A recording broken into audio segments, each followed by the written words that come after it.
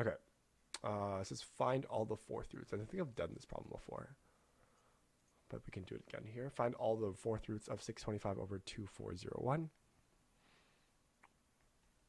And this is the real fourth roots, right?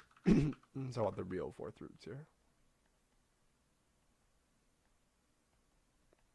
of 625 over 2401.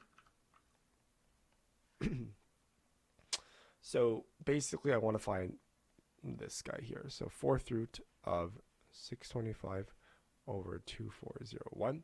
And how do we solve that? Well, I know that in this case here, you can say that you can split this up into two parts. You can say it's 625 over the fourth root of 2401. And then what we can do here is we can solve for the numerator and the denominator first. So the numerator here is 625. So logically, I'm going to check with 5, right? Because I'm using the prime factorizations here. So in this case, because it ends in 5, I'm going to guess that 5 here is the fourth root. So I'm going to take 5 to the power 4 and see if that equals 625. 5 times 5 is 25 times 25 here, which equals 625. So this here is good. So this means I have 5 at the top, because if 5 to the power 4 is 625, therefore fourth root of 625 would equal 5 here. So this is my logic here. And then with 2401, this is a bit more tricky.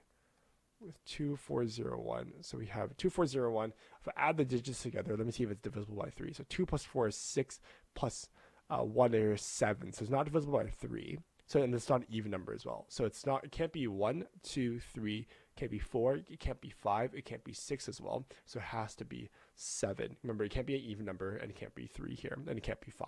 So therefore, I'm going to check 7. So 7 to the power 4 is 7 times 7 times 7 times 7.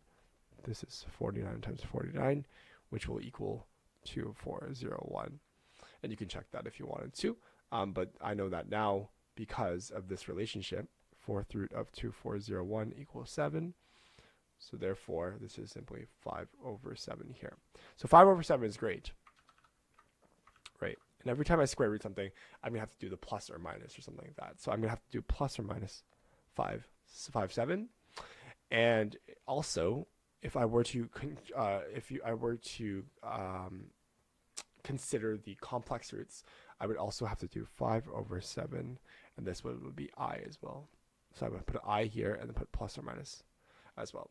However, we only care about the real roots, right? So again, this here is the real, this here is complex. So I can say so therefore the answers are going to be plus positive 5 over 7 and negative 5 over 7. And these two are my answers for all the fourth roots of all the real fourth roots of 625 here. So therefore, plus 5 over 7 and negative 5 over 7 is the correct answer. So the solution is correct.